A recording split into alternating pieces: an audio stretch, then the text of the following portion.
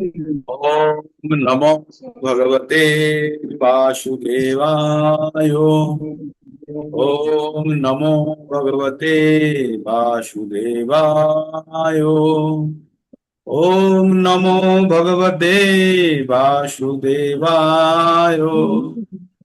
ओम अज्ञानतिमिरन्धस्य ज्ञानाञ्जनशलाकया चक्षुरुन्मीलितं येन तस्मै শ্রী वे नमः। তো সকল ভক্তবৃন্দকে আমার সশ্রদ্ধ প্রণাম। আমরা আবার আর একটা ভগবদ গীতার ক্লাস, সকালে ভগবদ গীতা ভগবানের মুখ নিঃসৃত বাণী। আমরা প্রত্যেকটা মুহূর্তে আমরা যখন ভগবদ গীতা কথা শুনি তখন আমরা একটু একটু আমরা আবেগপ্রবণ হয়ে যাই। কারণ মনে হয় না যে এটা আমাদের আয়ত্তের মধ্যে আছে। এখন আমরা শুনে বুঝতে পারি, আমরা শুনে আমরা শিখতে পারি। আগে যে আমাদের ভীতি ছিল ভগবদ গীতা সম্বন্ধে, ভগবদ গীতা কি একটা লাল কাপড়ে বেঁধে রাখা বই, ঠাকুর ঘরে থাকা, কঠিন কঠিন সংস্কৃত মন্ত্র দিয়ে ঘেরা, তাই না? আমাদের মনের মধ্যে একটা ভীতি ছিল, আমরা অনেকটাই হয়তো কাটিয়ে উঠেছি এবং আমরা সংস্কৃত শ্লোকগুলোর অর্থও অনেকটা বুঝতে পারি। হয়তো প্রত্যেকটা আমরা একদম ওয়ার্ড টু ওয়ার্ড বুঝতে না পারলেও ভাবটা বুঝে যায়। আর ধীরে ধীরে আমরা আরো ভগবানের কৃপা, গুরু, সাধু, বৈষ্ণবের কৃপাতে আমরা আরো ভালোভাবে আমরা জ্ঞান প্রাপ্ত করব। তো আমরা সব থেকে যে জায়গাটায় আমরা দাঁড়িয়ে আছি বর্তমানে, আমরা জ্ঞান যোগের মধ্যে আছি। আমরা ভগবদ গীতাকে তিনটে অংশে ভাগ পাই। প্রথম 1 থেকে 6 পর্যন্ত আমরা কর্মযোগ পাই। তারপরে 7 থেকে 12 পর্যন্ত আমরা দেখি ভক্তিযোগ। আর 13 থেকে 18 পর্যন্ত পাই। 13 থেকে স্পেসিফিক্যালি 17 পর্যন্ত সেটা হচ্ছে জ্ঞান যোগ। আর 18 নম্বর অধ্যায়টি হচ্ছে টোটাল কনসলিডেশন। তো তবুও ওটাকে আমরা জ্ঞান যোগের মধ্যেই রাখি। তো এইভাবে তিনটে অংশে ভাগ করা হয়েছে।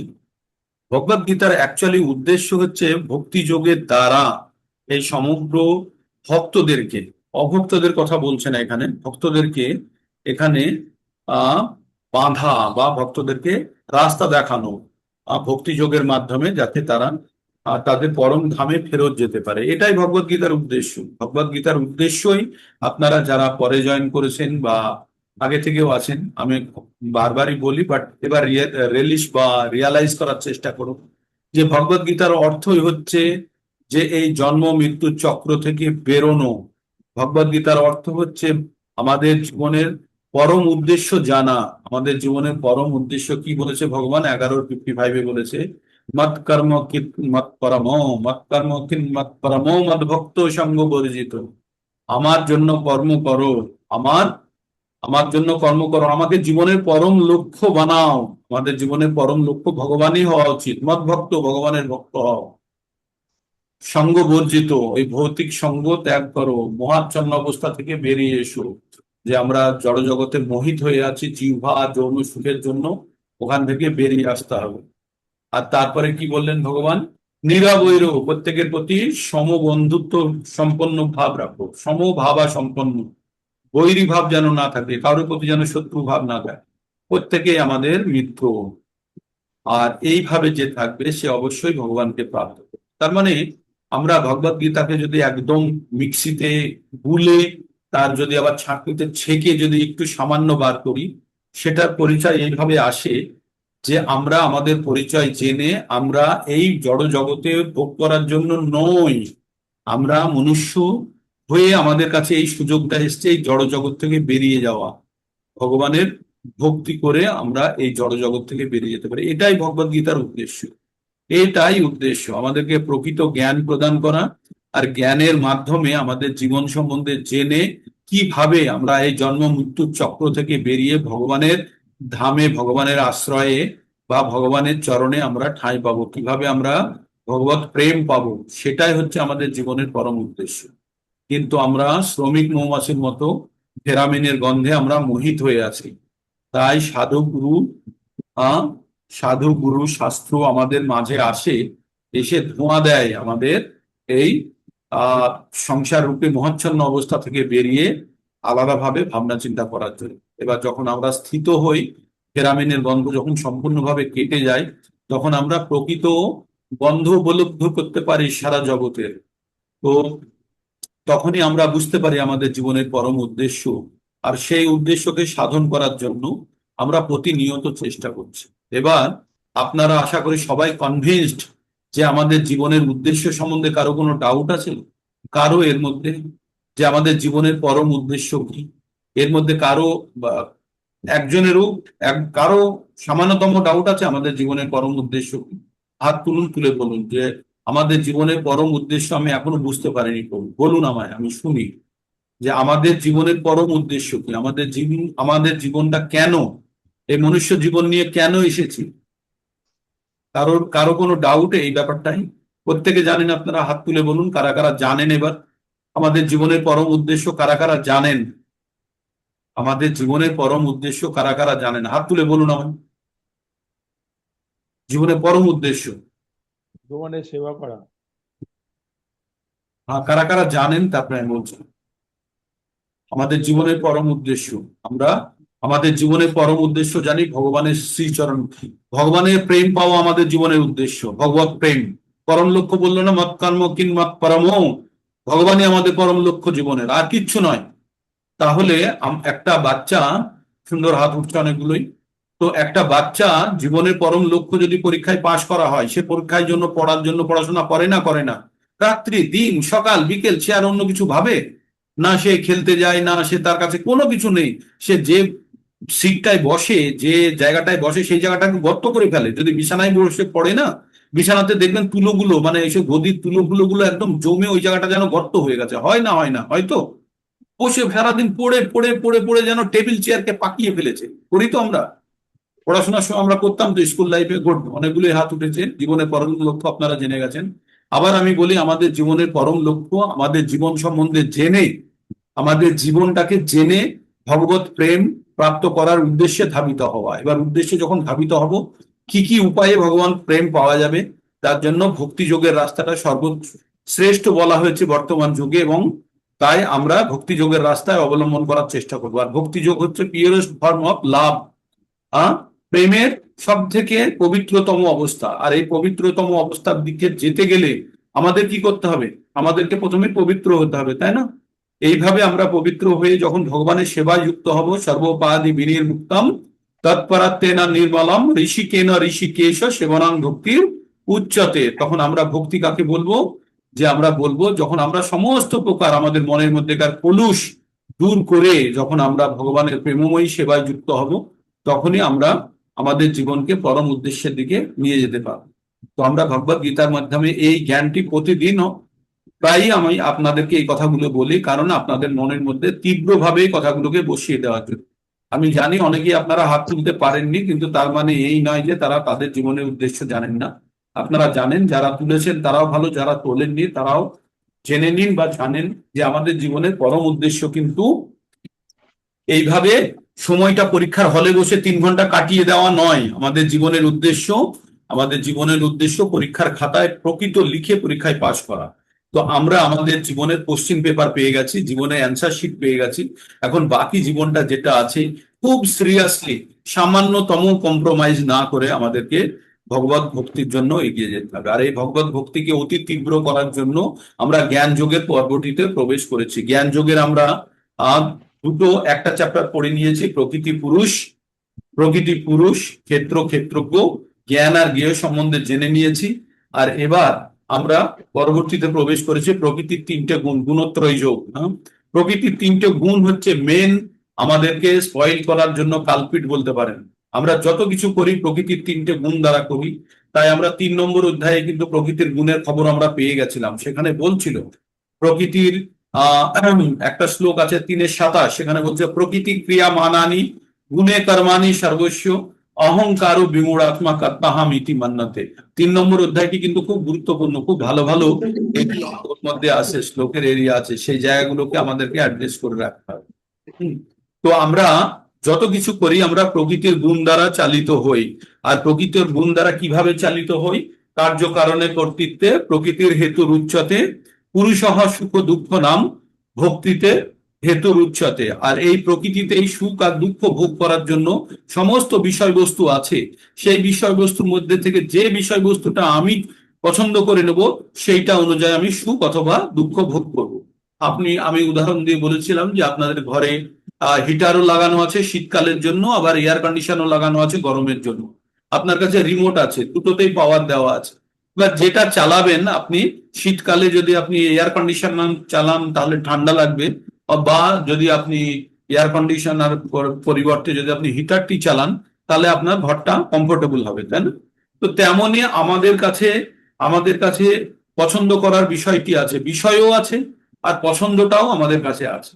তাই আমাদের বুদ্ধিমত্তার সঙ্গে যদি আমরা ঠিক পছন্দটা করতে পারি, তাহলে আমরা যে কাজগুলো করি, আমরা যে গুণের দ্বারা চালিত হয়ে যে কাজগুলো করি। তো আগে একটু মনে করুন, অর্জুন ভগবানকে অর্জুন জিজ্ঞেস করেছিলেন, অথ কেন প্রযুক্ত হয়ং পাপং চরতি পুরুষঃ অনাচ্ছন্নপি বাষ্ণেয় বলাদিপ নিয়োজিত। ভগবানকে জিজ্ঞেস করেছিল না যে যে ভগবান ইচ্ছা না থাকতেও কেন আমরা যেন পাপ করে ফেলি? তখন ভগবান বলেছিলেন, কাম এসো ক্রোধ এসো রজগুণ সমদ্ভব। সেটা 3 নম্বর অধ্যায়ে বলে ফেলেছিল। হ্যাঁ, তো 3 নম্বর অধ্যায়ে রজগুণের কথা বলেছিল, তাই সেই রজগুণ সম্বন্ধে এখন আমরা বিস্তারিত করছি। রজ, সত এবং তম, এই প্রকৃতির 3টে গুণ। এই 3টে গুণের মধ্যে রজগুণ খুবই আমাদেরকে ক্রিয়া মানে ক্রিয়েটিভ জিনিস, কোনো নতুন জিনিস তৈরি করার জন্য রজগুণ দরকার। প্যাশনেট যাকে বলে, ইংরেজিতে বলে প্যাশন।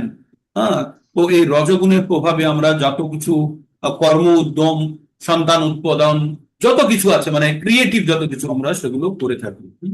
তো রজগুণ খুবই গুরুত্বপূর্ণ জীবনে টিকে থাকার জন্য। কিন্তু যদি ভক্তিযোগের পথে যেতে হয় তাহলে রজগুণ থেকে আমাদেরকে বেরোতে হবে। কর্মযোগীদের জন্য রজগুণ সাম এক্সটেন্ট ঠিক আছে, তবু ফলের আশা ত্যাগ করা সহজ নয়।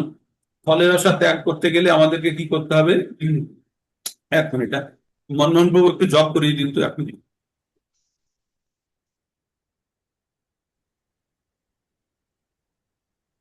जय श्री कृष्ण चैतन्य प्रभु नित्यानंद श्री अद्वैत गदाधर शिवासादि गौर भक्तविंद।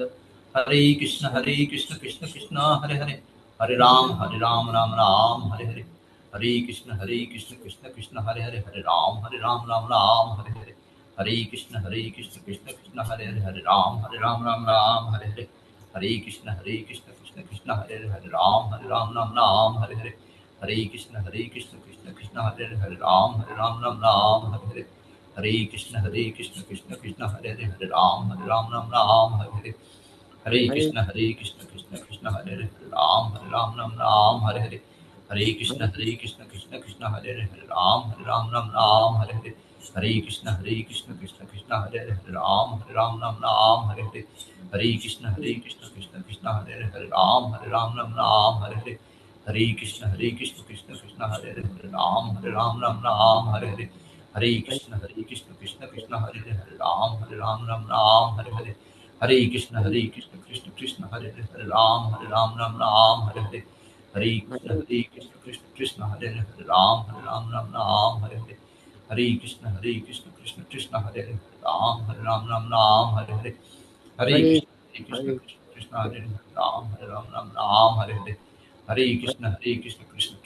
हरे, हरे राम हरे हरे, हरे कृष्ण कृष्ण हरे हरे, राम हरे हरे, हरे कृष्ण कृष्ण कृष्ण हरे हरे, राम हरे हरे, हरे कृष्ण कृष्ण कृष्ण हरे हरे, हरे राम हरे हरे, हरे कृष्ण कृष्ण कृष्ण हरे हरे, हरे राम हरे हरे, हरे कृष्ण कृष्ण कृष्ण हरे हरे, हरे राम हरे हरे, हरे कृष्ण कृष्ण कृष्ण हरे हरे, हरे राम हरे हरे, हरे कृष्ण कृष्ण कृष्ण हरे हरे, हरे राम हरे हरे, हरे कृष्ण कृष्ण कृष्ण हरे हरे, हरे राम हरे हरे, हरे कृष्ण कृष्ण कृष्ण हरे हरे, हरे হরে কৃষ্ণ। राम তো একটু আমি মাঝখানে বিঘ্নিত হয়ে যাই। হরে কৃষ্ণ। তো আমরা 14 নম্বর অধ্যায়ে আমরা রজগুণের প্রভাব পড়ছিলাম, যে আমরা এই প্রকৃতির 3টে গুণের কথা কিন্তু অনেকবারই আমরা পড়েছি। 7 নম্বর অধ্যায়েও পড়েছি। প্রকৃতির 3টে গুণের কথা বলি। ত্রিভির গুণময়ী রেবি ভব সর্বমিদম জগৎ মোহিতং না জানতি মামেব পরমব্যয়ম। পড়েছি তো, যে এই গুণের প্রভাবে কিন্তু আমরা আহ সাধারণ জিনিসগুলো বুঝতে পারি না, মোহিত হয়ে থাকি। তাই 3টে গুণের ঊর্ধ্বে বেরোনোর ঘটনাকে বলা হয় গুণাতীত, যেটা আমরা কিছুক্ষণের মধ্যেই পড়বো। কিন্তু কালকে যে পর্যন্ত পড়েছিলাম আমরা গুণের শুরুয়াতটা পড়েছিলাম না, 3টে গুণে কোনটাতে কি হয় সেটা পড়েছিলাম। এবার আমরা তিনটে কুকুরে মারামারি করবে তাই বলেছিলাম আপনাদেরকে, বলেছিলাম মনে পড়ছে? তিনটে কুকুরের মারামারি হবে, সেই পর্যন্ত 10 নম্বর শ্লোকটি থেকে শুরু। তো আপনাদের হরে কৃষ্ণ, 10 নম্বর শ্লোক থেকেই শুরু হবে আজকে। তো নয় পর্যন্ত নয় পর্যন্ত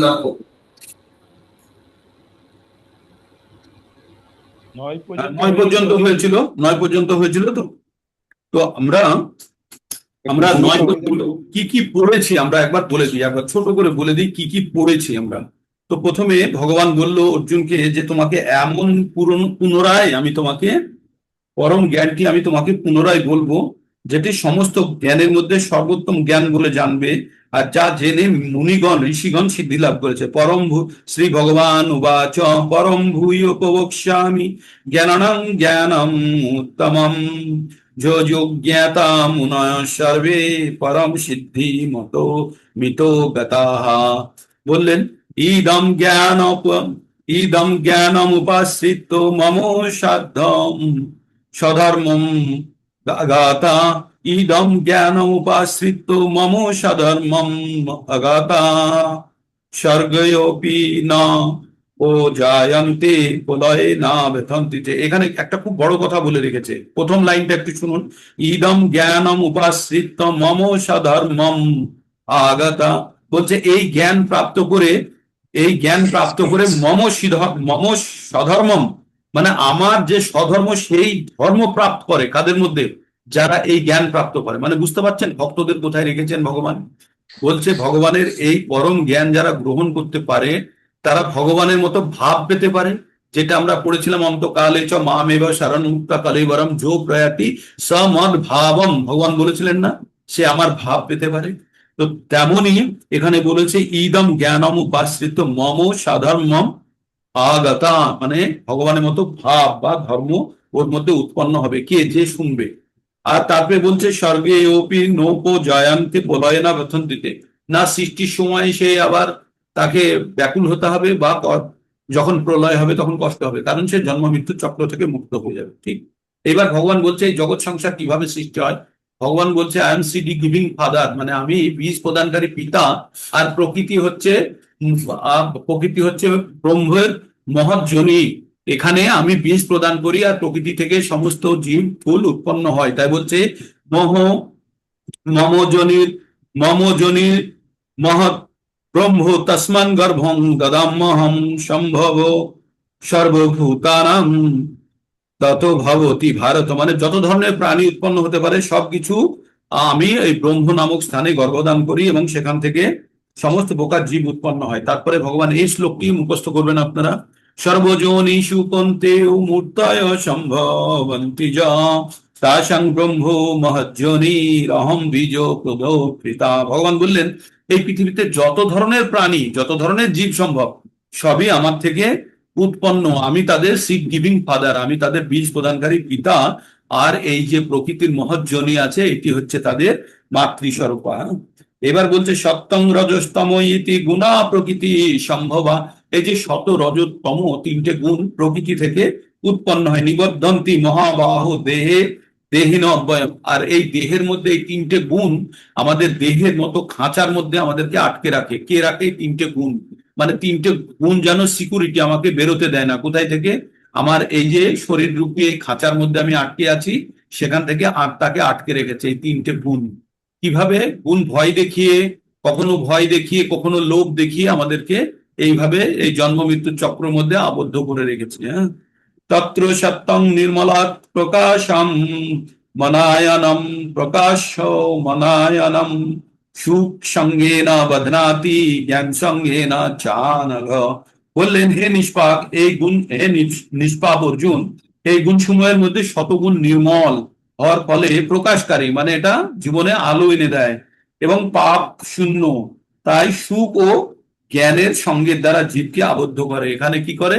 সুখ দিয়ে আবদ্ধ করে। মানে ভগবান বিভিন্ন ভাবে এই গুণগুলোর সৃষ্টি করেছেন, যার দ্বারা কোনোটা দিয়ে কেউ সুখ পায়, কোনোটা দিয়ে কষ্ট পায়, কোনোটা দিয়ে কর্ম উদ্যম পায়, কোনোটা দিয়ে আলস্য প্রমাদ নিদ্রা এটা পায়। তো তিনটে গুণের আলাদা আলাদা মানে বৈশিষ্ট্য সেটি এখানে বলা হচ্ছে। তাই এখানে বলা হলো যে শতগুণের প্রভাবে কি হয়, শতগুণ নির্মল হওয়ার কারণে প্রকাশকারী এরা আলো প্রদান করে এবং পাপ শূন্যতা সুখ ও জ্ঞানের সঙ্গের দ্বারা জীবকে আবদ্ধ করে। এখানে সুখ আর জ্ঞান দ্বারা আবদ্ধ করে।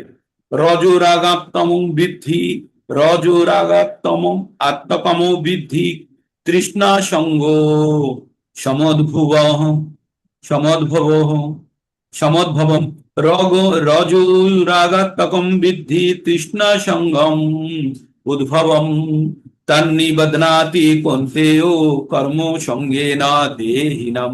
আর বললো কি, কন্তেয় রজগুণ অনুরাগাত্মক এবং তৃষ্ণা আসক্তি থেকে উৎপন্ন হয় জানবে। এই রজগুণী জীবকে সকাম কর্মের বন্ধনে আবদ্ধ করে। এই রজগুণই হচ্ছে আমাদের সর্বনাশের কারণ। এই যে কাম এসো, ক্রোধ এসো, সব রজগুণ থেকে তৈরি হয়।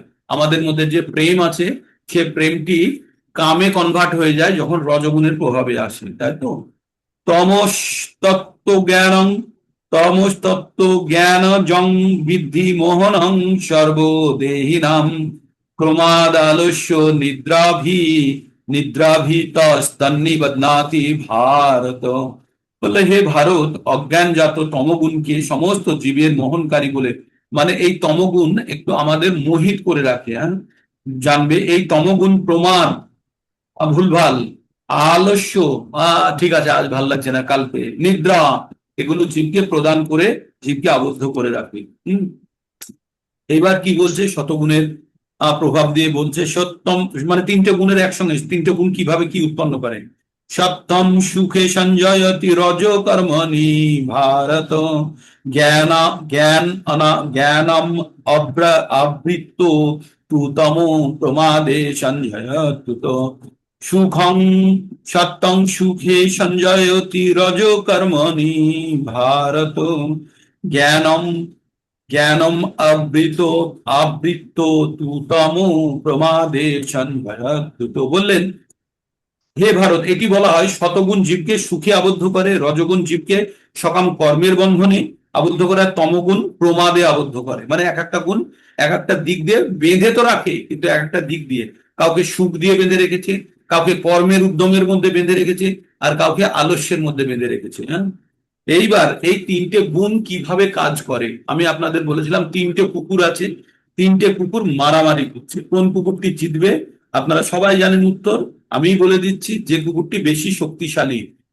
কোন কুকুরটি শক্তিশালী হবে, যে ঠিকমতো ভালো খাবার বা যত্ন পাবে, ওষুধ পাবে, মেডিসিন পাবে, ঠিক মতো সময়ে তার ট্রিটমেন্ট হবে কোনো অসুবিধা হলে, তাই না, সেই কুকুরটি বলবান হবে, শক্তিশালী হবে, আর সেই কুকুরটি লড়াইয়ে জিতবে। তো আমাদের মধ্যে তিনটে কুকুর আছে, শত, রজ আর তম। প্রত্যেকটা মুহূর্তে তাদের মধ্যে সংগ্রাম চলছে। আমরা এখন সকালবেলায় আমরা শতগুণের অধীনে থাকি, কখনো কখনো ব্রহ্মভূত স্টেজেও থাকি। তো শতগুণের অবস্থায় এখন আমাদের শতগুণের কুকুরটি খুব শক্তিশালী, অন্য দুটো কুকুরকে একদম তাড়িয়ে আলাদা করে দিয়েছে। তাই আমাদের রজ বা তম এখন আমাদের উপরে প্রভাব ফেলতে পারছে না। কিন্তু বেলা বাড়তে শুরু করবে, যেই শাস্ত্র সাধু থেকে আপনি আলাদা হতে শুরু করবেন, যে কর্মজীবনের মধ্যে প্রবেশ করবেন, মানে সকাম কর্মের জগতে, তখন রজগুণ খুব প্রমিনেন্ট হবে। আর রজগুণ সকাল 9টা থেকে প্রায় সন্ধে 6টা 7টা পর্যন্ত চলবে। তারপরে তম ধীরে ধীরে টেক ওভার করবে। যখন তমগুণ টেক ওভার করে, তখন আমাদের নিদ্রা, আলস্য, এগুলো সব চলে আসে। তখন আমরা খাবার টাবার খেয়ে শুয়ে পড়লাম, বাস। এইভাবে আমাদের গুণগুলি আমাদেরকে সময় অনুযায়ী প্রভাবিত করে।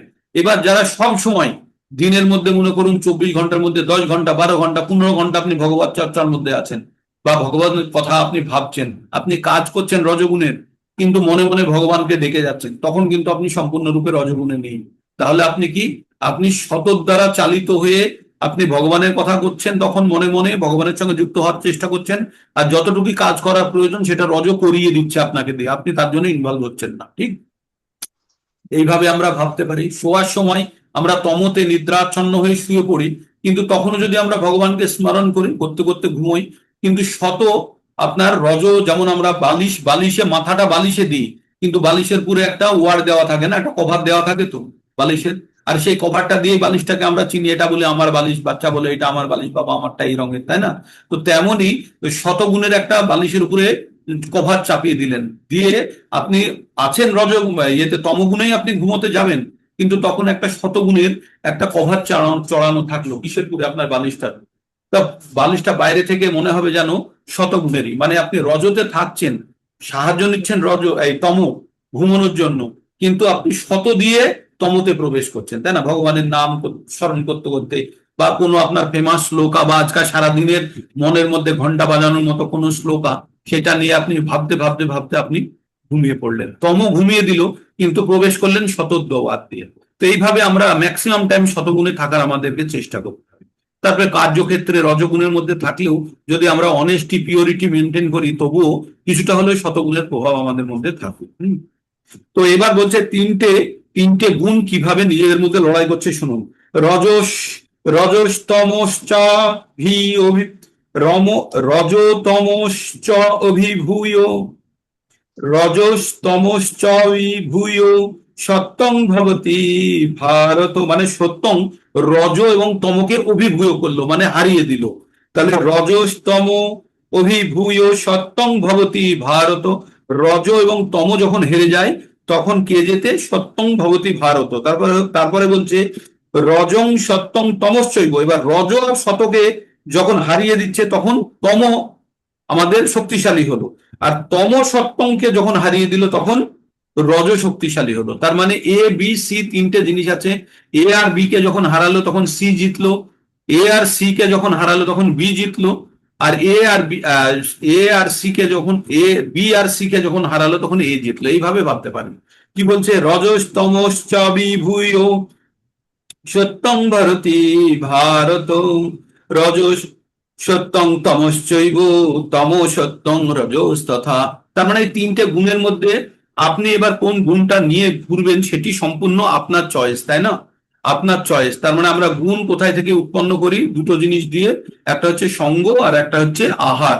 তাই দুটোই আমাদের পিওর হওয়া উচিত। আমাদের সঙ্গ যদি সাধু সঙ্গ না হয়, কুসঙ্গ হয়, পলিটিক্স ডিসকাশন যদি হয়, চায়ের দোকানে বসে আড্ডা হয়, তা আমাদের টপিক গুলো সেগুলোই থাকবে, আর আমাদের সময় এবং মন হাইজ্যাক হয়ে যাবে।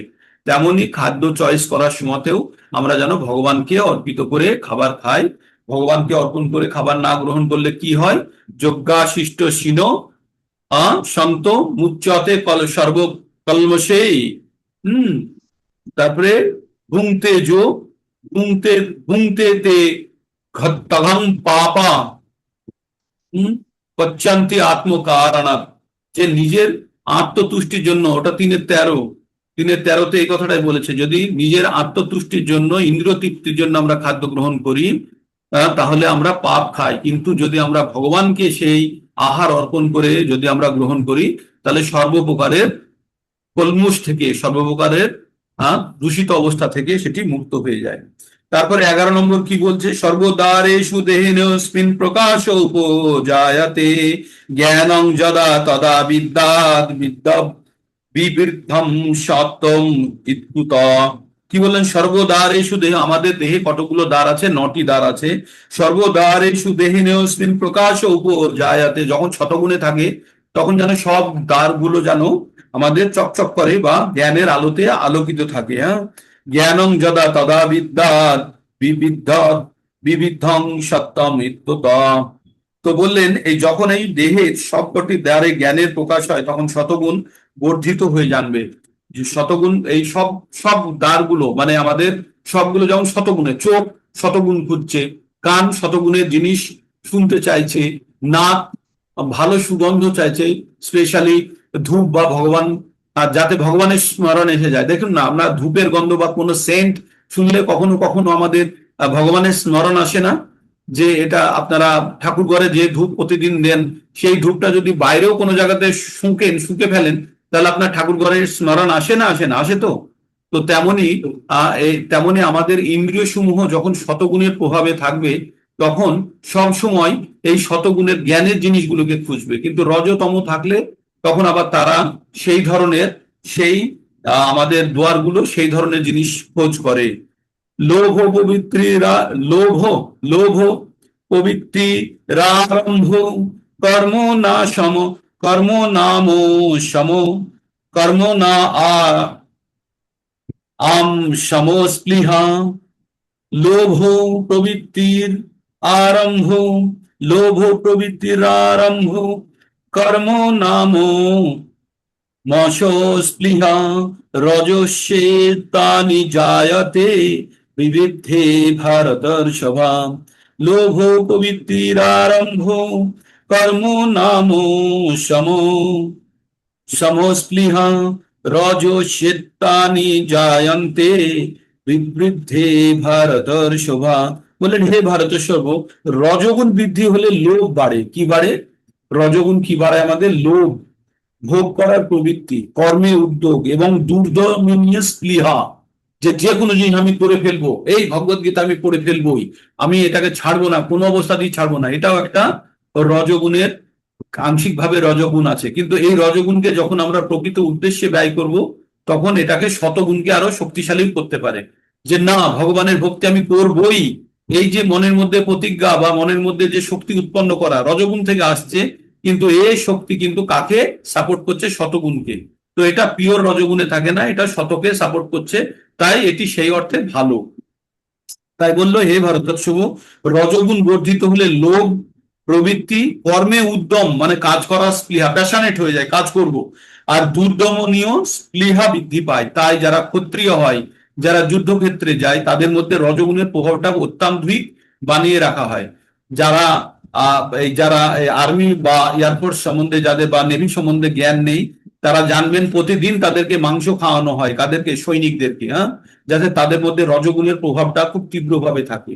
ইভেন ইভেন অনেক জায়গায় শুনেছি যে ওই যে পশুগুলোকে ওই ছেলেদেরকে দিয়ে অনেক ছেলেরা হত্যা করে, ওই ছেলেরাই হত্যা করে আবার ছোট ছোট পিস বানিয়ে দেয়। এগুলো নিজের মধ্যে সেই হিংসাকে, যাতে হিংসা ভাবটা যেন থাকে, রজগুণের প্রভাবটা যেন খুব তীব্রভাবে থাকে, তাহলে সে যেন কোনো শত্রুকে হত্যা করতে যেন কখনো সংকোচ না করে। হ্যাঁ, এটা ভগবত গীতা থেকেই পাওয়া আমাদের শিক্ষা, যে ক্ষত্রিয়কে রজগুণের প্রভাবে থাকতে হবে, তবেই সে দুর্দমনীয় তার শক্তি দ্বারা সে শত্রুকে পরাজিত করতে পারবে। ঠিক, কিন্তু ব্রাহ্মণের জন্য যেন এই গুণটি আবার বিশ্বরূপ, ব্রাহ্মণের কাছে যেন এই গুণটি আবার উৎপন্ন না হয়, তাহলে তার ব্রাহ্মণত্ব নষ্ট হয়ে যাবে।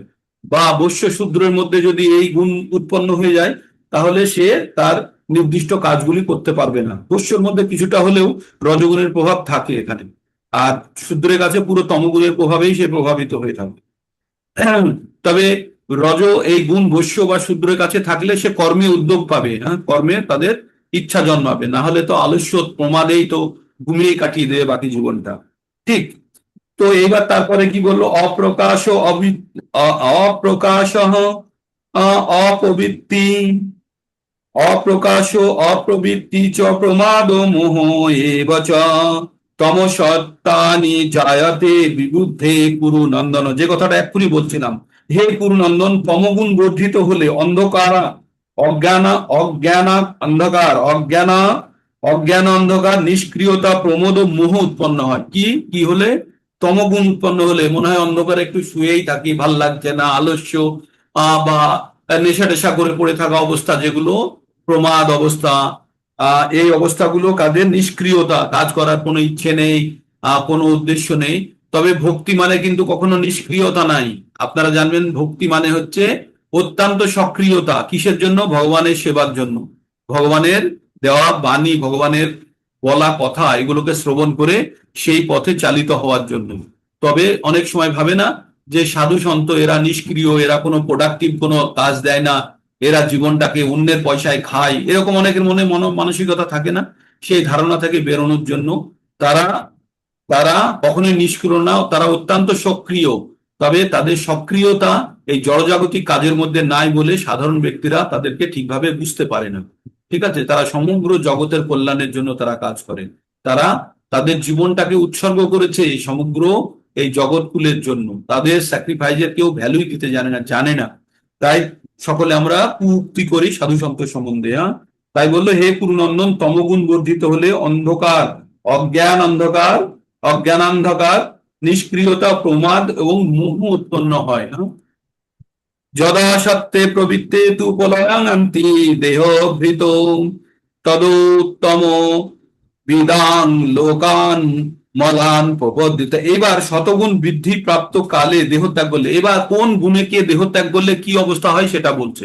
এতক্ষণ আমরা গুণগুলো কিভাবে প্রকাশিত হয়, কিভাবে আসে জানলাম।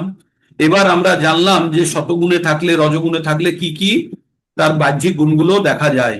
এবার তারপরে বলছে এবার কোন গুণে কে দেহ ত্যাগ করলে তার কি গতি হয় সেটা বলছে।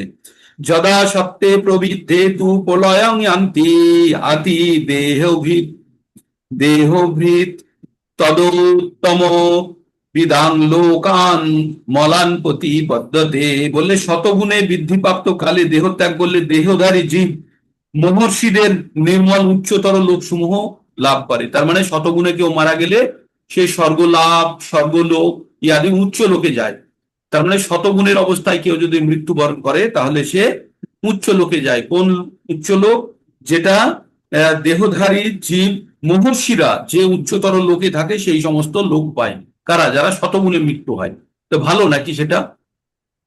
ভালো না মন্দ? শতগুণে মৃত্যু হওয়া ভালো না মন্দ? বলুন, আনমিউট করে বলুন। ভালো? ভালো ভালো অবশ্যই ভালো, অন্য কোনো তুলনায় ভালো। ভালো। আচ্ছা, কে ভালো নয় কে কে বলছেন? কেউ বলছেন ভালো নয়, এটা এর থেকেও ভালো কিছু? মন্দের ভালো, মন্দের ভালো, পুরোপুরি একদম ভালো না, মন্দের ভালো। একদম কারেক্ট, মন্দের ভালো, অন্ধের মধ্যে কানা রাজা। এর থেকেও ভালো কিছু আছে সেটা আমরা পরে জানবো। হ্যাঁ, তার মানে এই তিনটের মধ্যে ভালো, সত রজ তমর মধ্যে ভালো, কিন্তু একদম যদি ভালো চেতে হয় চাইতে হয় তাহলে ভালো। আর কিছু আমাদের কাছে গুণাতীত লুকিয়ে আছে, আমরা একটু পরেই পড়বো, একটু পরেই পড়বো। তাই বলছে প্রভু, তার মানে ফেল করাতে গ্রেস দিয়ে পাশ করা ভালো, ফেল করার থেকে গ্রেস পেয়ে পাশ করা ভালো। ফেল করার থেকে গ্রেস দিয়ে পাস করা ভালো, কিন্তু পরবর্তী ক্লাসে গিয়ে তখন আবার কষ্ট পাবে, কারণ ধাক্কা খেয়ে উঠলো তো। সেই জন্য তার মধ্যে প্রকৃত কোয়ালিটি নেই কিন্তু গ্রেস পেয়ে গেছে, সেখানে গিয়ে যদি একটু পরিবর্তন না করায় তাহলে কিন্তু আবার ধাক্কা খাবে, তাই না? তো আমাদের এখানে জানতে হবে শতগুণে যাদের মৃত্যু হয় তারা স্বর্গলোক বা উচ্চ লোক পায়, যেখানে জীব মহর্ষিরা যেখানে থাকে মহর্ষিদের উচ্চ লোক পায়, কিন্তু সেটাও আমাদের চরম লক্ষ্য নয়। তাই আমাদের শতগুণটাও আমাদের জন্য গ্রহণযোগ্য নয়, আমরা এর থেকেও বেশি কিছু চাইছি। ঠিক কি চাইছি এবং একটু পরে বলবো। রজসী প্রলয়ঙ্গত্তা কর্মসঙ্গীষু জায়তে তথা প্রলয়নস তথা প্রলয়নস তস্মামি তস তমাসি মূঢ়জনীষু জায়তে। রজসী পলায়ঙ্গত্তা কর্মজনীষু জায়তে, মানে রজগুণে যদি কারো মৃত্যু হয় সে কর্মজনী মানে আবার কাজ করার উদ্যম নেওয়ার জন্য এই মনুষ্য যৌবনেই পাবে রজগুণে মৃত্যু হলে। তথা পলিনস তমাসি মূঢ়জনীষু জায়তে। কিন্তু তমগুণে যদি কারো মৃত্যু হয়, কেউ মদ খেয়েই মরে গেল, তার মৃত্যু হলে পশিজন নিশ্চিত তার। কি বলছে? তার মূঢ়াজনীষু মানে বোকা, অর্থাৎ নিম্নজনিতে সে পশু হওয়ার সম্ভাবনা খুব বেশি। তাই বলছে রজগুণে মৃত্যু হলে কর্মাসক্ত মনুষ্যকুলে জন্ম নেয়। রজগুণে যাদের মৃত্যু হয় তারা কর্মাসক্ত মনুষ্য, মানে কাজ করতে হবে কাজ করতে হবে, সারাদিন কাজের মধ্যে ডুবে আছে, তারা রজগুণের মধ্যে যারা থাকে। তেমনই তমগুণের মৃত্যু হলে পশুজনিতে যায়। রজসী প্রলয়ঙ্গত্তা, প্রলয় মানে মৃত্যু হওয়া, প্রলয় মানে ধ্বংস হওয়া। রজসী প্রলয়ঙ্গত্তা কর্মজ সঙ্গীষু জায়তে। রজসী প্রলয়ঙ্গত্তা কর্মসঙ্গীষু জায়তে তথা পলিনস্তমাসি মূঢ়াজনীষু জায়তে। বললো তাহলে রজগুণে মৃত্যু হলে কর্মসত্তা মনুষ্যকুলে জন্ম নেয়, তেমনি তমগুণে মৃত্যু হলে পশু জন্মিতে জন্ম হয়। খুব সাবধান আমাদের, তাই না, আমাদের গুণগুলোকে ঠিক করার জন্য। এইবার বলছে কর্মণ কর্মণ সুকৃতি সাহু সাত্বিক নির্মলং ফলম রজস রজস রজস্তু রজসস্তু ফলম দুঃখ অজ্ঞানম তমস ফলম। কি বলে? কর্ম সুকৃতি সাহু কর্মণ সুকৃতি সাহু সাত্বিক নির্মলং ফলম। শতগুণে থাকলে তার ফল কি হয়? নির্মল হয়। শতগুণ সুকৃতি সম্পন্ন সাত্বিক কর্মের ফল নির্মল। রজস্তস্যু ফলং দুঃখম জ্ঞানম তমস ফলম। আর রাজসিক কর্মের ফলকে দুঃখময় এবং তামসিক কর্মের ফলকে অজ্ঞান অজ্ঞান বলা হয়, মানে তামসিক যারা ব্যক্তি তারা সবসময় অজ্ঞানতার অন্ধকারে ডুবে আছে। রাজসিকরা কিছুক্ষণ যা কাজ করে তা কখনো কখনো দুঃখও পায়, কিন্তু সুকৃতি সম্পন্ন সাত্বিক কর্মের ফল সবসময় নির্মল।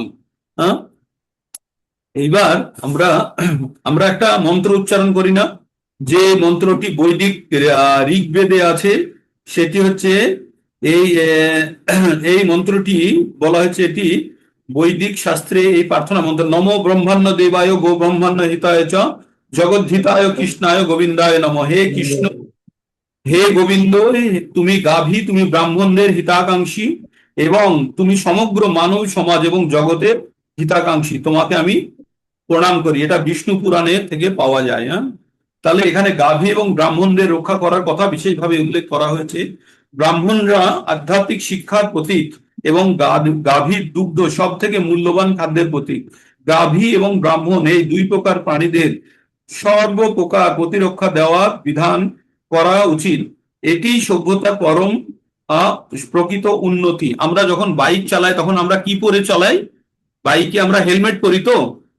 হ্যাঁ, আমরা বাইক চালাই তখন হেলমেট পরি তো নাকি? হ্যাঁ, হেলমেটটা পরি কেন? পায়েও তো চোট লাগতে পারে, গায়েও তো চোট লাগতে পারে, হেলমেটটা পরি কেন? মাথায় যাতে না লাগে। মাথাটা মাথাটা ব্রাহ্মণ, আপনার মাথাটা ব্রাহ্মণ, তাকে রক্ষা করা প্রধান কর্তব্য। এখানে সে কথাই বললো যে সমাজকে চালাতে গেলে আগে ব্রাহ্মণকে রক্ষা করতে হবে, গাভীকে রক্ষা করতে হবে। ব্রাহ্মণকে যদি রক্ষা না করেন কে বুদ্ধি দেবে আপনাকে? হ্যাঁ, শূদ্র বৈশ্য যারা আছে এদের বুদ্ধি কম, এরা যদি চালাতে যায় ভুলভাল চালাবে। বুদ্ধি তো আছে ব্রাহ্মণের, কিন্তু ব্রাহ্মণকে সেজন্য যদি আগে ব্রাহ্মণকে যদি শেষ করে দেওয়া যায় তাহলে সেই সোসাইটিকে ধ্বংস করা খুব সহজ। সেই জন্য দেখুন না, ইরানের সঙ্গে আমেরিকার যুদ্ধ হচ্ছে, তখন কি করেছে? ওদের লিডারশিপকে আগেই মেরে দিয়েছে। লিডারশিপ মানে যারা ব্রাহ্মণ শ্রেণীতে আছে ওদের, তাই না, যারা চালনা করছে তাদেরকে আগে মেরে দাও, তাহলে সবাই দিশাহীন হয়ে যাবে। তাই আমাদের মাথায় যদি চোট লাগে তাহলে আমরা আগেই মরে যাব, মানে আমাদের পুরো শরীরটা অবশ, কোনো কাজ করবে না। তাই মাথাকে রক্ষা করা প্রয়োজন। তো সিমিলারলি এখানে বলছে যে ব্রাহ্মণেরা আধ্যাত্মিক শিক্ষার প্রতীক এবং গাভীর দুধ সব থেকে মূল্যবান প্রতীক। গাভী এবং ব্রাহ্মণ এই দুই প্রকার প্রাণীদের সর্বরকম প্রতিরক্ষা বিধান করা উচিত, সেটি সভ্যতার প্রকৃত উন্নতি। আধুনিক মানব সমাজে আধ্যাত্মিক জ্ঞানকে অবজ্ঞা করা হয় এবং গোহত্যাকে প্রশ্রয় দেওয়া হয়। সুতরাং আমাদের বুঝতে হবে যে মানব সমাজ বিপদগামী হচ্ছে, তার নিজের উচ্ছন্নের পথটি প্রশস্ত করছে। যে সভ্যতা মানুষকে পরবর্তী জীবনে পশুতে পরিণত হওয়ার জন্য পরিচালিত করে সেটি অবশ্যই মানব সভ্যতা নয়। বর্তমান মানব সভ্যতা অবশ্য রজ ও তমগুণের দ্বারা প্রভাবিত। রাষ্ট্রের কর্তব্য হচ্ছে মানব সমাজকে অবশ্যম্ভাবী ধ্বংসের হাত থেকে রক্ষা করার জন্য কৃষ্ণ ভাবনামৃতের সরলতম পন্থার প্রচলন করে যত্নশীল হওয়া। বোঝা গেল যে আমাদের মাথায় হেলমেট কেন পরি, আমাদের সমাজের যারা বুদ্ধিজীবী, যারা প্রকৃত ব্রাহ্মণ, তাদেরকে রক্ষা করার কেন প্রয়োজন। কেন শুভেন্দু অধিকারী যখন ঘোরে এত ব্ল্যাক ক্যাট আর এত কমান্ডো নিয়ে ঘোরে? কারণ সে সমগ্র জিনিসটা চালাচ্ছে, তাই তো।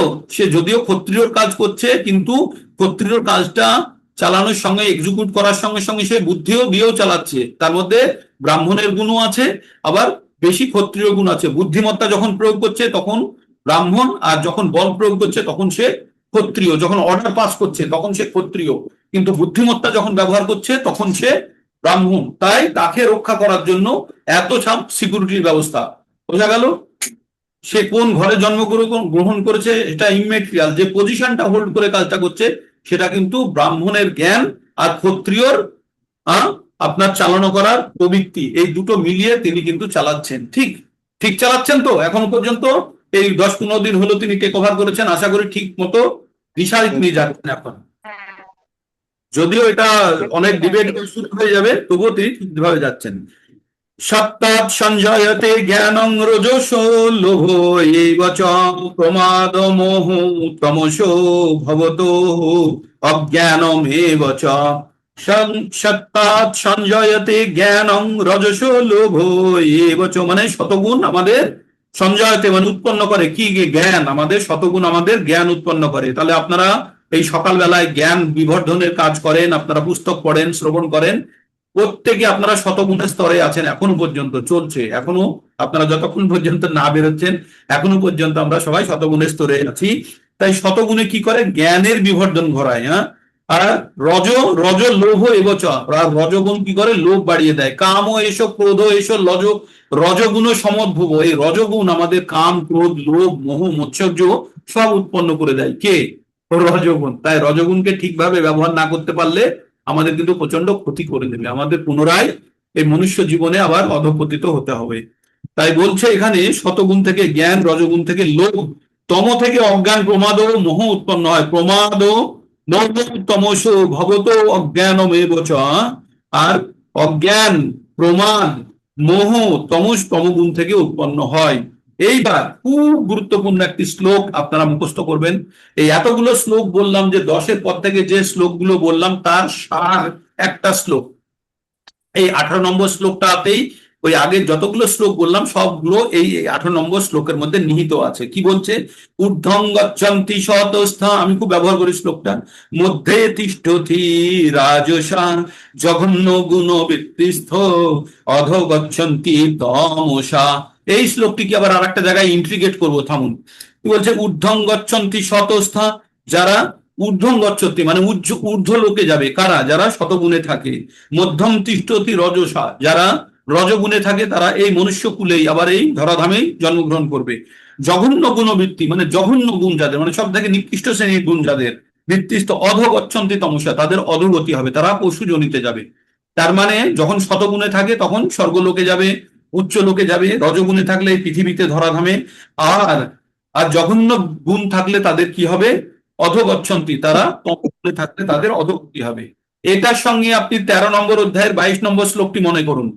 পুরুষ প্রকৃতি স্থহি ভুংতে প্রকৃতি জান গুণান কারণং গুণ সংঘর্ষ সদ অসৎ জনি জন্মিষু। সদ মানে হচ্ছে উচ্চগতি, আর অসৎ মানে হচ্ছে নিম্নগতি। তো বলছে প্রকৃতিকে ভোগ করার ফলে মানুষের মধ্যে গুণের সঞ্চার হয়, সেই গুণের কারণে মানুষ ঊর্ধ্বগতি বা অধোগতি লাভ করে। আর এখানে কি বলছে? ঊর্ধ্বগতি লাভ করে কেন? শতগুণে, রজগুণে তম, আর রজগুণে এই পৃথিবীতেই থাকে, আর জঘন্য গুণবৃত্তি হলে নিচে যায়। আর ওখানে কি বললো? প্রকৃতিকে ভোগ করে যে গুণ উৎপন্ন করে, সেই গুণের কথাটা বলেনি, কিন্তু এখানে গুণের নাম দিয়ে বলে দিল। তাহলে প্রকৃতিকে ভোগ করে যদি আপনি শতগুণ পেয়ে থাকেন, ঊর্ধ্বগতি পাবেন। রজগুণ যদি আপনার মধ্যে উৎপন্ন হয় তাহলে আপনি পৃথিবীর মধ্যেই থাকবেন, এই জগতেই থাকবেন আবার। আর যদি তমগুণ উৎপন্ন হয় তাহলে অধোগতি, পশু জনিতে যাবেন না। নিম্নগতি মানে নিচের লোকেও যেতে পারেন, মানে সুতল, বিতল, অতল, তলাতল, রসাতল, মহাতল কোনো লোকেও হতে পারে, বা এই ধরাধামে আবার কোনো পশু জনিতে হতে পারে। ঠিক তো তাই আমাদের জানতে হবে তাহলে আমাদের কি করতে হবে। দেখুন কি বিপদের মধ্যে ফেলে দিল না, যে ঊর্ধ্বগতি হলেও বিপদ, আবার এই পৃথিবীতে আসতে হবে। কারণ কি? প্রাপ্য পুণ্য কিতাং লোকানুষ্ঠিতা শাশ্বতী সুমাতে তং ভুক্তা স্বর্গলোকম বিশালং শীর্ণে পুণ্য মর্তলোকম মিশন্তি, মানে ওখানে আমাদের পুণ্য শেষ হলে আবার আমাদেরকে এখানে চলে আসতে হবে। তাহলে আমাদের কি করতে হবে? তাহলে শতগুণ তো আমাদের সেফ নয়, সেফ হলো না তো, এটাও তো আমাদের বিপজ্জনক হয়ে থাকলো, শতগুণও আমাদের সেফ হলো না। তাহলে আমাদের কিসে যেতে হবে? আমাদের তাহলে আমরা কোথায় যাব? আমরা কোথায় যাব সেটি এবার আমরা জানার চেষ্টা করব। ঠিক, এবার এটা জেনে আমরা জানবো। নান্নং গুণেভ্য কর্তারম যদা দুষ্টানু দ্রষ্টানু পশ্যতি গুণেভ্য পরম বেত্তি মদ্ভাবম সহ গচ্ছতি। তাহলে কি বললো? নান্নং গুণেভ্য কর্তারং যদা দ্রষ্টানু পশ্যতি গুণেভ্যশ্চ পরম বেত্তি মদ্ভাবং সোধিগচ্ছতি। বললেন যখন কেউ দর্শন করেন যে প্রকৃতির গুণসমূহ ব্যতীত অন্য কোনো কর্তা নেই, আমরা কি পড়েছি?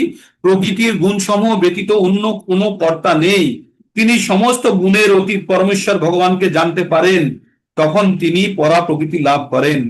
যখন কেউ জেনে যায়, আপনারা যে জ্ঞানটা অর্জন করেছেন যে প্রকৃতির গুণ দ্বারা আমরা চালিত হই, প্রকৃত গুণেই আমাদের সবকিছু কর্মের জন্য দায়ী, আর অন্য কেউ কর্তা নেই, প্রকৃতির গুণ নিয়ে আমাদেরকে চালাচ্ছে, তাহলে এই গুণের অতীত পরমেশ্বর, তখন তিনি সমস্ত গুণের অতীত পরমেশ্বর। এবার সমস্ত গুণের অতীত একটা ঘটনার কথা আমাদের মাথার মধ্যে ছোট্ট করে ঢুকিয়ে দিল। পরমেশ্বর ভগবানকে জানতে পারেন, তখন তিনি আমার পরা প্রকৃতি লাভ করেন। কিভাবে পরা প্রকৃতি লাভ করবে?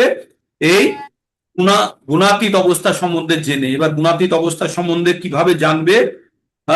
এই গুণাতীত অবস্থায় গেলে কি হয় এবার বলছি। গুণানেতানতীত্য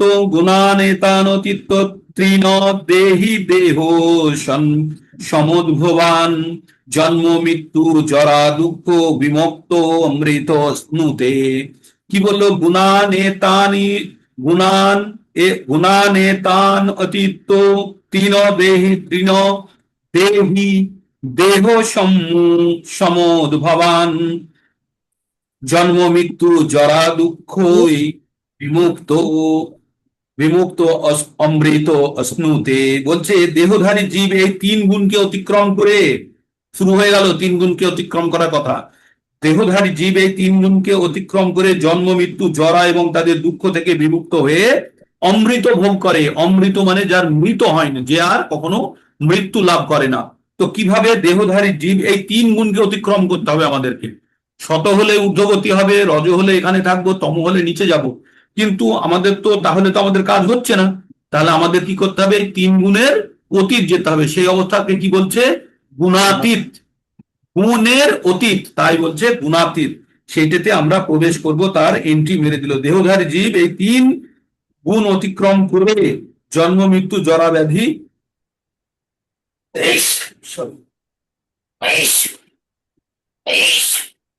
জন্ম মৃত্যু জরা ব্যাধি থেকে বিমুক্ত হয়ে অমৃত ভোগ করে, আর দুবারা সেকেন্ড টাইম জন্মগ্রহণ করে না। এইবার অর্জুন এবার বলছে এই তিনটে গুণ কেমন। অর্জুন জিজ্ঞেস করলো এই তিনটে গুণ কেমন, তাদের লক্ষণ কি হয়, তাদের আচরণ কি হয়, কেমন ভাবে তিনটি গুণকে অতিক্রম করা যায়। তো কালকে এখান থেকে আমরা এগোবো নাকি 21 থেকে? আর 20 পর্যন্তই থাক।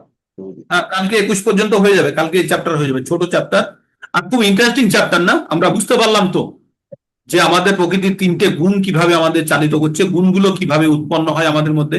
এবার গুণগুলো কিভাবে উৎপন্ন হয়, কোথা থেকে, এই গুণের প্রভাব কি, পাঁচটা জিনিসের উপরে এই গুণের প্রভাব পড়বো আমরা। কি কি? আহার, সঙ্গ, যজ্ঞ, দান, তপস্যা। না, আমরা এই গুণের প্রভাবটা মানে গুণ, দেখুন দুটো জিনিস, গুণ কিভাবে উৎপন্ন হচ্ছে সেটা হচ্ছে গুণ কিভাবে প্রভাব, গুণ উৎপন্ন হলো। আর গুণ যদি থাকে তাহলে আবার আমার কি কি জিনিসের উপরে প্রভাব বিস্তার করে সেটা। তো আমরা এই গুণগুলো কি দ্বারা প্রভাবিত হয় আর কাকে প্রভাবিত করে, এই জিনিস যখন জানবো তখন আমরা 17 এবং 18 নম্বর অধ্যায় পড়বো। 17 নম্বরে 5টা বিষয় সম্বন্ধে পড়বো আমরা। সেখানে পড়বো শ্রদ্ধা, আহার, যজ্ঞ, দান আর তপস্যা কিভাবে এই তিনটে গুণ দ্বারা প্রভাবিত হয়, আর এই তিনটে গুণ কিভাবে উৎপন্ন হয় সেই আহারের কথাও জানবো আমরা ওই 18 নম্বর অধ্যায়ে গিয়ে। ঠিক আছে, প্রথমের দিকে এগুলো জানবো। তার মানে আমাদের যত খেলা, এবার বুঝে গেলেন প্রকৃতিতে খেলাটা কাজ চলছে। কে খেলাটা খেলাচ্ছে? পুরো প্রকৃতি খেলাটা খেলাচ্ছে, তাই তো? আর প্রকৃতির এই তিনটে গুণ দ্বারা পুরো খেলাটা চলছে। পুরো খেলাটা প্রকৃতির তিনটে গুণ দ্বারা চলছে। তাহলে এই খেলাটা যদি আমরা বুঝে যাই, তাহলে আমরা তো প্ল্যান করতে পারি না যে আমরা এই খেলায় কিভাবে অংশগ্রহণ করব, তাই না? হ্যাঁ, এই প্রকৃতির তিনটে গুণই এই পুরো খেলাটা চালিয়ে যাচ্ছে। তাই আমরা যত বুদ্ধিমান হব এই প্রকৃতির তিনটে গুণের বাইরে বেরোনোর আমাদের চেষ্টা করতে হবে। অভয় মাতাজি আছে? কই অভয় মাতাজি কই? মাতাজি তো জিজ্ঞেস করছিল না যে আমরা তিনটে গুণের ঊর্ধ্বে কোনোদিন যেতে পারবো? অবশ্যই যেতে পারবো আমরা। প্রথমে জ্ঞান, তারপরে আমাদের পদ্ধতি ফলো করতে হবে যে আমরা কিভাবে এই গুণের বাইরে আমরা বেরোবো। তো এবার আমরা গুণাতীত অবস্থাতে যখন যাব, গুণাতীত অবস্থায় ব্যক্তিদের কি কি লক্ষণ হয়, কি কি আচরণ হয়, আর কিভাবে এই গুণ প্রাপ্ত করা যায়, সবগুলো আমরা কালকে জানবো। খুবই দারুণ চ্যাপ্টার না এটা? যে আমরা যত কিছু করছি আমাদের করার মূল কারণ কে আমাদেরকে দিয়ে এইসব অন্যায় কাজ করিয়ে দিচ্ছে, বুঝতে পারছি তো? তার মানে রজগুণের প্রভাব যখনই থাকবে তখন আমরা তার্কিকও হয়ে আমরা তর্কও করি রজগুণের জন্য, এটাও রজগুণের প্রভাব, হয়তো বেটার ওয়েতে, ভালোর জন্য, কিন্তু এটাও। তার মানে আমাদের শতগুণের প্রভাব যখন হবে তখন আমরা ধীর নির্মল শান্ত হয়ে যাব। তখন আর আমাদের কর্মোদ্যম নেই, কেউ কিছু বললো না বললো তাতে আমরা হালকা করে নিই, হ্যাঁ ঠিক আছে যা কিছু বলবো। তো আমরা তারও ঊর্ধ্বে যেতে হবে। তাহলে আপনি ভাবুন, সেটাকে বলে ব্রহ্মভূত অবস্থা। ব্রহ্মভূত প্রসন্নাত্মা না শৌচতি না কংসতি সময় সর্বেষু ভূতেষু মদ্ভক্তি লভতে পারাম। যখন কেউ ব্রহ্মভূত অবস্থায় পৌঁছে যায় তখন আর কোনো জিনিসের জন্য কোনো আকাঙ্ক্ষাও নেই, কোনো জিনিসে কোনো বিরক্তিও নেই, বাস সব কিছুর ঊর্ধ্বে তখন। আর তখনই সে ভগবানকে প্রাপ্ত করে, পরম ব্রহ্মকে প্রাপ্ত করে বা ভগবানকে প্রাপ্ত করে। তাই নামই হচ্ছে ব্রহ্মভূত অবস্থা। আর তখন আত্মা সবসময়, পরমাত্মা সবসময় প্রসন্ন। হুম। তো আপনাদের সকালবেলার এই যে আমাদের ক্লাসটা হয়, কতজনের কাছে বোঝা মনে হয় যে এই সকালবেলায় উঠে আমাদেরকে আবার শুনতে হবে আবার? আর কতজনকে মনে হয় যে রাত্রে ঘুম হচ্ছে না? হ্যাঁ, রাত্রে ঘুম হচ্ছে না। আমার তো ঘুম হয় না রাত, এই কখন কখন উঠবো কখন উঠবো, তো রাত্রে আমার ঘুম হয় না। আমি ডিএন প্রভুজিকে আজকে দেখলাম 3:23 লগ ইন করেছে, 3:23। তার আগে তো উঠেছে, উঠে প্রস্তুত হয়েছে, কিছুতেই ঘুম হয় না রাত্রে। কেন? অচিন্তা কিসের জন্য? ঘুম না হওয়াটা কেন মনের মধ্যে সব সময় চলে যে আমার এই সকালবেলাতে যদি আমি জপ না করতে পারি, ভক্তি না করতে পারি, সকালবেলাটা সারাদিনের জপ আমাকে বেশি ফল দেবে না। সকালের জপটা খুব উপযোগী থাকে সারাদিনেরটা মেনটেন করার জন্য, কিন্তু সকালেরটা হচ্ছে প্রকৃত সাধনা। সকালের জপটা হচ্ছে প্রকৃত সাধনা। তাই সকালের জপটা আপনারা কেউ মিস করবেন না, খুবই গুরুত্বপূর্ণ সকালের জপ। তাই মঙ্গল আচরণে মঙ্গল আরতির আগে আমাকে জপ সম্পন্ন করে ফেলতে হবে। তাহলে মঙ্গল আরতির আগে সব জব শেষ করতে হলে তারপরে এখন যেগুলো করবো সেগুলো অ্যাডিশনাল। আচ্ছা, আজকে একাদশী আপনাদের জন্য মাথায় থাকে, আজকে একাদশী তো প্রভু, বন্ধন প্রভু? হ্যাঁ হ্যাঁ হ্যাঁ হ্যাঁ আজ- প্রভুজি। আজকে একাদশী। যারা যারা, কালকে পাঠিয়ে দিই, মেসেজে পাঠিয়ে দিই। তাই দেখলাম, যারা যারা একাদশী করেন তারা অবশ্যই একাদশী করবেন, ব্রেক করবেন না। যারা যারা করতে শুরু করতে পারেননি তারা আজকে যদি করতে পারেন আমিষ বর্জন করুন, যারা আমিষ খান। আর যারা আমিষও খান না তারা অন্ন বর্জন করুন, যে কোনো শস্য বর্জন করুন, ফল খান, দুধ খান, সাগু এই ধরনের খেয়ে চালিয়ে দিন। ভগবানের বেশি বেশি নাম জপ করুন। উপবাস মানে হচ্ছে, মানে হচ্ছে ডেপুটি, মানে ভগবানের খুব কাছাকাছি বাস করার ইচ্ছা আজকের দিনে, হ্যাঁ, অন্তত আজকের দিনটায় তো বেশি বেশি ভগবানের নাম জপ করার মাধ্যমে ভগবানের কাছে থাকার চেষ্টা। তাই খাদ্য, অমুক তমুক, এগুলো একটা তপস্যার অংশ। হ্যাঁ, যে আমরা করি না, আমরা ABCD বলি, অ্যাসোসিয়েশন, বুকস, সিতে চ্যান্টিং, আর বিতে ডায়েট, আর ইতে একাদশী আমরা বলি। হ্যাঁ, যে একাদশী, তো একাদশী একটা হচ্ছে আমাদের একটা তপস্যা। ঠিক আছে, যে নিজের শরীর ভলেন্টিয়ারলি কিছু কষ্ট নিজের শরীরের মধ্যে দিয়ে নিজের পরিচয় জানা। কখনো কখনো এর বায়োলজিক্যাল এফেক্টও আছে। তাছাড়াও আমরা যখন কোনো খাদ্য থেকে আর্টিফিশিয়ালি যখন আমাদের নিজেদেরকে যখন আমরা অনাহারে রাখি, তখন কিছুটা হলেও আমাদের মধ্যে সেই ভাব আসে যে যারা না খেয়ে থাকে তারা কিভাবে থাকে, তাই না? কখনো কখনো খাদ্যের প্রতি আরো ভক্তি বাড়ে যখন আমরা পরবর্তীতে খাদ্যটি গ্রহণ করি। ভক্তির প্রতি তখন আমাদের ভক্তি বাড়ে, তাই না? বাড়ে তো ভক্তি। তো তাই আমরা ভগবানের উদ্দেশ্যে একদিন আমরা আহ আমরা উপবাস করি। আর এতে কি হয়, এর বায়োলজিক্যাল এফেক্টও আছে। জাপানের একজন বিজ্ঞানী এই উপবাসের উপরে রিসার্চ করে নোবেল প্রাইজ পেয়েছে 16 সালে, 2016-17 সালে নোবেল প্রাইজ পেয়েছিল। তার সেটির নাম হচ্ছে অটোফেজি, বা নিজেরাই নিজেকে ধ্বংস করে। আমরা খেলে আমাদের শরীরের মধ্যে অনেক সেলের মধ্যে নোংরা জমে থাকে, যে নোংরাগুলো আমাদের ফোড়া ঘা হয়ে বেরোয় পরবর্তীতে। কিন্তু যখনই কেউ 16 ঘন্টার বেশি যখন কেউ ফাস্টিং করে একটা নির্দিষ্ট দিন অন্তর, তখন ওই খাদ্যগুলো স্টারভেশনের জন্য, ওই খাদ্যগুলো যেগুলো জমা ছিল সেগুলোকেও আবার বিভিন্ন কেমিক্যাল দিয়ে শরীর ওগুলোকে ডিজলভ করে খাদ্য হিসাবে গ্রহণ করে ফেলে। তার মানে শরীরের মধ্যে যত আবর্জনা ছিল সেগুলোকেও নিয়মিত রূপে সেগুলোকে ক্লিন করে দেয়। ঠিক, তো এটাও একটা উপবাসের একটা পদ্ধতি। তো বিভিন্ন সাইন্টিফিক এবং আপনার বৈদিক উপযোগিতা আছে এটার। তো আমরা আমরা ধর্মের বা আমাদের নিজেদের শরীরকে মুক্ত করার জন্য বা শরীরের ইঞ্জিনকে একদিন রেস্ট দেওয়ার জন্য আমরা উপবাস করব। ঠিক। আর কারো কিছু প্রশ্ন, কিছু বলার থাকলে বলতে পারেন, অথবা আমরা এখানে শেষ করব। ক্যামেরা অন করতে পারেন। 34 সংখ্যা দেখছি আজকে অনেকক্ষণ ধরে। হরে কৃষ্ণ প্রভুজি, বলুন মাতাজি। তো এই চতুর্দশ অধ্যায়টা হ্যাঁ, বাংলায় আমার পুরো মুখস্থ আছে, একদম জলের মতো বলে দিতে পারি। শ্লোকগুলো আর মুখস্থ, চতুর্দশ অধ্যায়ে, খুব হ্যাঁ, সুন্দর। চতুর্দশ অধ্যায় মানে পড়ে পড়ে এমন হয়ে গেছে, পুরো মুখস্থ হয়ে গেছে, পুরো কবিতার মতো ঝরঝর করে বলে দিতে পারি। খুব সুন্দর, খুব সুন্দর মাতাজি। দেখুন, আর এই এই মুখস্থ হলে কি হয়, চিন্তা যখন কোনো কিছুর জন্য চিন্তা না, বাংলাতে বাংলাতে কিন্তু সংস্কৃতে নয়, বাংলাটা পড়তাম। ঠিক আছে, বাংলাটা সংস্কৃতের মধ্যে কোনো পার্থক্য নেই, বাট ভাবটা জানতে হবে, ভাবটা জেনে আমাদের এগোতে হবে। ঠিক আছে, খুব সুন্দর। এখন সংস্কৃতটাই পড়ুন। হ্যাঁ, মানে শ্লোকের প্রকৃত অবস্থাটাই আমরা পড়ছি, তো সেটাই পড়ুন। হ্যাঁ, এখন সংস্কৃতই পড়ি, হ্যাঁ, সংস্কৃতটাই পড়ুন। এই সংস্কৃত। যথাযথ ভাগবতরা আসার পর হুম, ইন্টারেস্ট আছে এটাই। ঠিক আছে, ঠিক আছে। আর ক্যামেরা অন করা হবে না? ওকে, ফাইন। তো আপনারা আপনারা ক্লাস উপভোগ করছেন তো নাকি? হ্যাঁ ক্লাস হোক খুব সুন্দর। খুবই ভালো লাগছে মানে করি আমি চেষ্টা করি মানে আমার পরিস্থিতি হয় না। ওকে, তো বেশি বেশি লোকের কাছে পৌঁছে দিন এই বার্তা, অনেককে যুক্ত করুন আর ভগবত ঋণ শোধ করুন। ঠিক আছে, তো আজকে এই পর্যন্তই থাকলো। কালকে আমাদের 14 নম্বর অধ্যায় শেষ হয়ে যাবে, তারপরে পুরুষোত্তম মাস চলছে যেটাকে মল মাস বলা হয়। কালকে থেকে আবার পরশু থেকে আমরা তখন 15 নম্বর অধ্যায় চলবে, আর 15 নম্বর অধ্যায় আবার আরো ইন্টারেস্টিং। প্রত্যেকটা অধ্যায়ের মধ্যে প্রবেশ করবেন আর এত সুন্দর সুন্দর জ্ঞানে পরিপূর্ণ, মনে হবে আম গাছে উঠে এই আমটা খাবো না ওই আমটা খাবো, ল্যাংড়া খাবো না হিমসাগর খাবো না আলফানসো খাবো, চৌসা খাবো, মানে বুঝতে পারছেন না এবার কোনটা খাবো। প্রত্যেকটাই খুব সুস্বাদু, তাই ছোট ছোট করে সবগুলোই টেস্ট করবো আমরা। ঠিক, হরে কৃষ্ণা। হরে কৃষ্ণ।